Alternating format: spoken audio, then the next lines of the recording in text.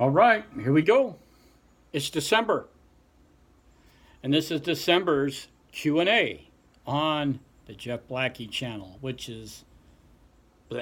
which is crap.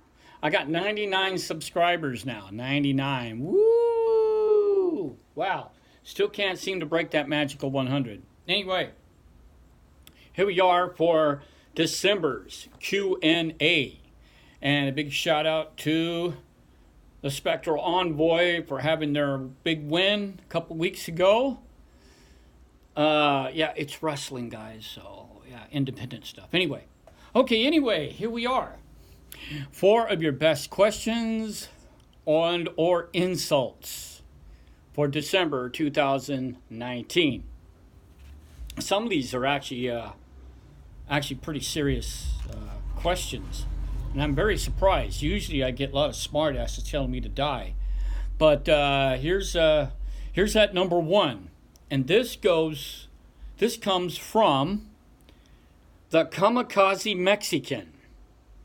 The Kamikaze Mexican. And he asks, hey, I'm deploying to Egypt soon in the MFO.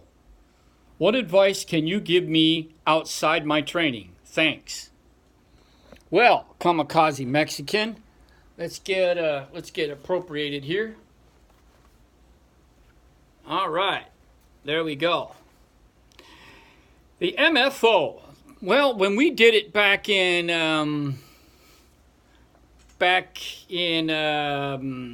2004, as we was training up to go into 2005 to become MFO 48.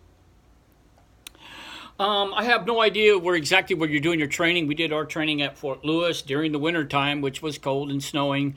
And of course, when you deploy, you're coming from the cold, which you're already climatized, going into a very, very hot place. So most of the advice that I can give you is, before you get there, of course, you should have accountability for everything like that.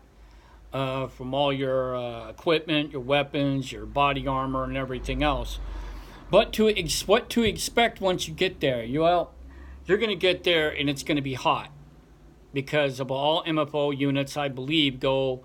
we did the first year around and we reported in January of 2005. So it looks like you guys will be coming in January 2020.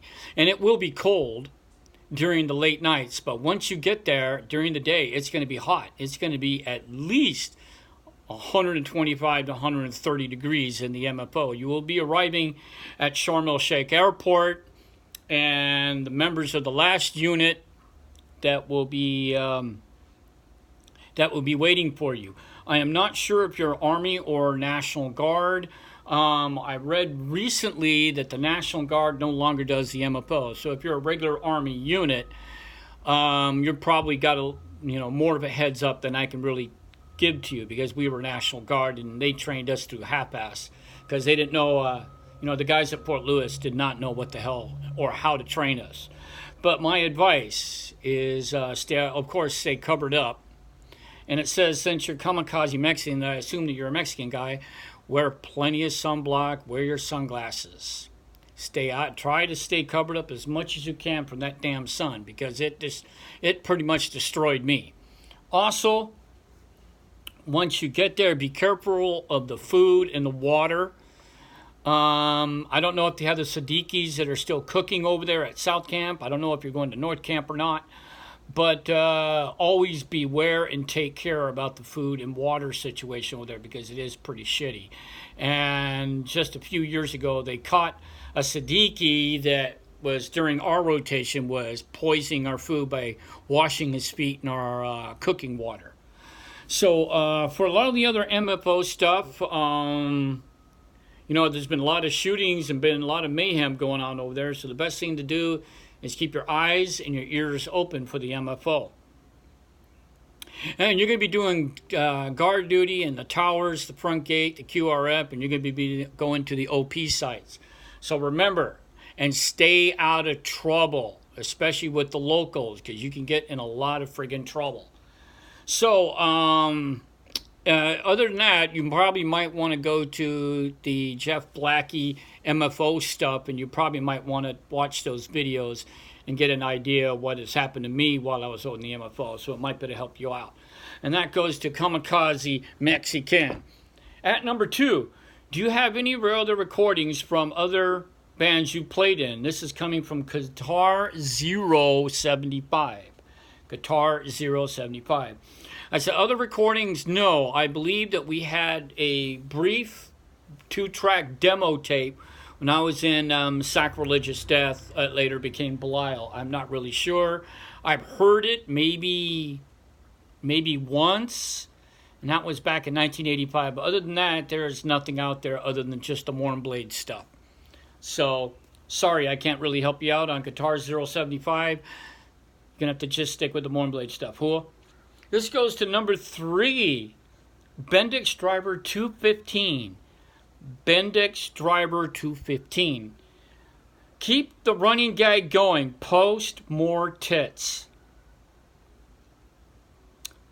Well, apparently this guy saw some of the other previous videos about tits and boobs and butts.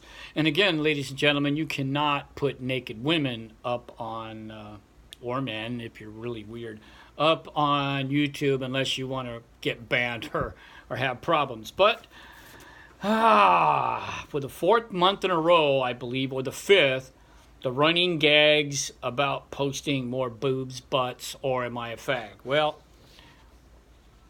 how about her? Well, she's got nice boobs, and if you're looking for butts, this should be able to take care of you guys a little bit, right? Whoop. Okay, there you go. There's your running gag, wise guy. Bendix Driver 215. At number 4, this is the last one. At number 4, I'd love the Stolen Valor content. Keep up the fight by Staff Lee 12. Well, all right, Staff Lee 12. I'm glad you enjoyed those Stolen Valor content. Again, I have a tendency to run into these kind of guys all the time. Since the VA that I go to in downtown LA or West LA and or Sepulveda, I run into a lot of guys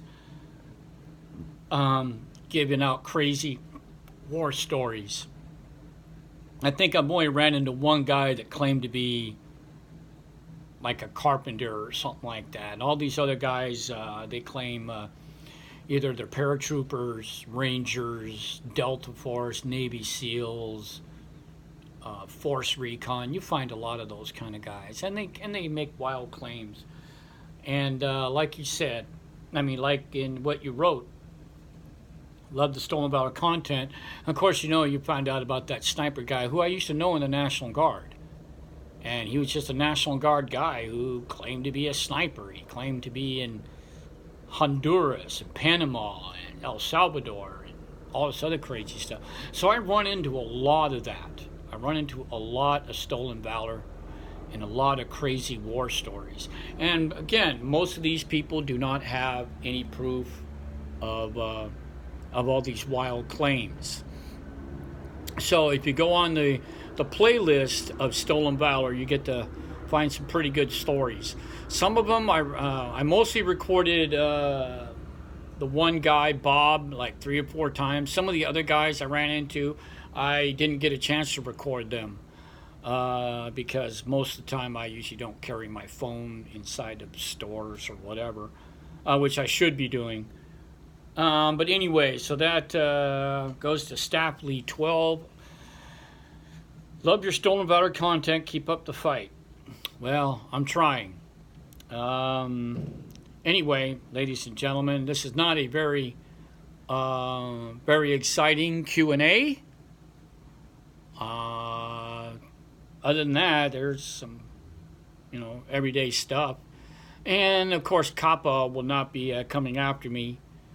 Hopefully they won't, some youngster finds the little pink girl I just put up there offensive, and he might just go cry to his mom, and I end up getting a $42,000 fine slapped on me. which of course they can just kiss my ass because I don't have any money to speak of. Anyway, boys and girls, ladies and gentlemen, and to the 99 subscriber on Jeff Blackie's little wimpy channel, this is your December Q&A of 2019. We will be doing a January 2020 Q&A. You know, hopefully I'll live long enough to be able to do it. So this is me signing off, going, hooah.